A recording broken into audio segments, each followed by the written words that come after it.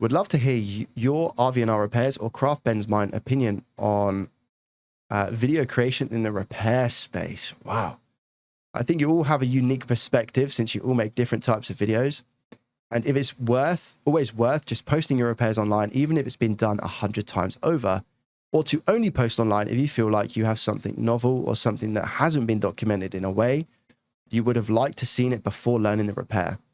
I feel like I have a lot of great and solid technique on repairs a lot of people have done, but marginal, unique input.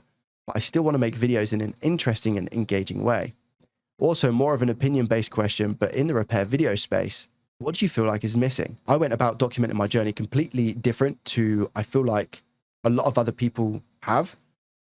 And when I launched my YouTube channel back in 2020, I already had a lot of experience making content, YouTube videos, gaming to live streaming. I live streamed since like 2013. My first YouTube video was 2007 or 2008. So I already had experience talking to a camera and all of those things. And I don't know, when I was watching Tronics fixing electronic devices, I still have the text from Elliot, the Retro Future, saying, Elliot, I'm going to give this a go. And I'm going to document my journey on YouTube without knowing nothing. That was the only plan I had. I didn't know anything else. I didn't know what devices I was going to do.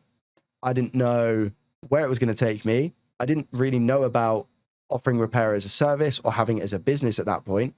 I just wanted to get my journey documented because I thought that A, there was nobody else doing that at the moment. You had Tronics Fix who done videos that were mostly like, I've bought 10 faulty PS4s. Let's try and fix them. And those were the ones that grabbed me in. Those were the ones that got me absolutely addicted and hooked. So he'd done a great job. But for me, seeing the journey of somebody go from nothing to knowing how to fix something, it didn't exist from what I saw. There was a lot of instructional and how to. This is how you do this. This is how you do this. But nobody was like, how do you do this? So I thought I could be the difference there. And from my live streaming background, I thought I will go live with this as well and maybe like ask the audience sort of, who wants to be a millionaire questions, you know, how would I go about doing this? Because there was a lot of humility in what I did. And I preach on about this a lot. I had to have that humility. I had to think, I don't know this and I'm not scared about asking questions because a lot of people are, they feel like, I don't know, they don't want to be a noob in the space. And I don't know if that's because of what repair techs and the IT, you know, because I've been there as well. I've worked in IT support. So I don't know if that is kind of like a stereotype of people who work in that space, that they have to be all knowing. So I feel like I kind of just applied myself and my own personality into that space on YouTube. And again, I had no direction. I just thought I'll just upload once a week and see what happens. Subsequently, I knew Elliot, the Retro Future, and he was working on Nintendo DS Lites. So I thought, I'll just get some of them. They look cheap enough. And I'll just chuck myself in the deep end with those and see how it goes. My first ever repair was an iPhone 5. Completely different to what I do now, if you look at it that way. I don't work on phones, but I just chucked myself in to get used to it, taking it apart, putting it back together. And I think the first one was like a battery replacement. My advice to you, Max, if it's always worth posting your repairs online, even if it's been done 100 times over, it really depends on your mission and your goals long term. Are you wanting to make content to earn money, or are you wanting to do repairs and make money with repairs, whether that be as a service or flip in for profit and getting to know, you know, good suppliers and have things for cheap? You need to think about your long-term goal. If you're choosing the repair aspect, I'm not saying don't post, because it could be a great marketing strategy alongside your repair business to just have these videos. You don't have to have the nicest thumbnails. You don't have to have, you know, the fancy ideas. You could just do stuff as simple as customer repair. This was the fault. This is how I resolved it. And it could be 2 hours long worth of you fixing a device. But actually, you can potentially look at cutting that down, learn the skill of editing, and using it on your website, if that's what you choose to do, as a marketing strategy to get more people in.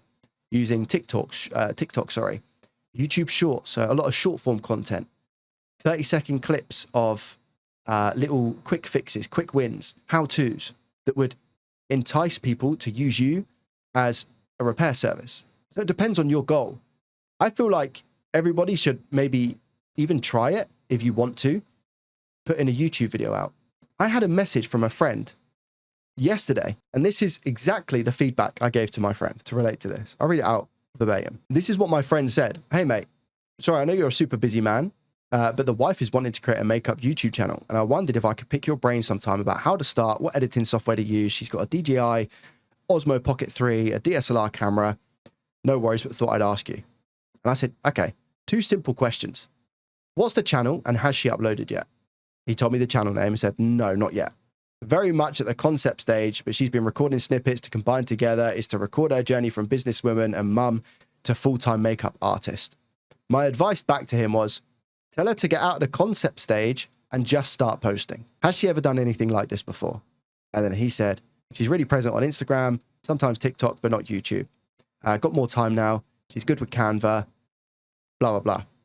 And I said, free editing software, you can use XYZ. I use Adobe Premiere Pro. I said, the main thing is overthinking will kill it quickly. You need to make the videos and fail to learn from. The quicker you crack on, the quicker you learn.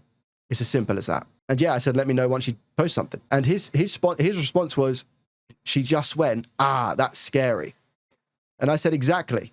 If it wasn't scary, everybody would do it, which is so true. Who cares what you post, when you post? Because I know that's a big thing as well. What are you doing this to care what other people think? Or are you doing it to better your life and to try a new skill and see what happens? We're in a different day now, a different age, whereby content creation is used for so many different things, and people are making some really good money with content, whether that be sponsorships, using it as marketing strategies. So again, it comes down to what is your actual goal here, Max?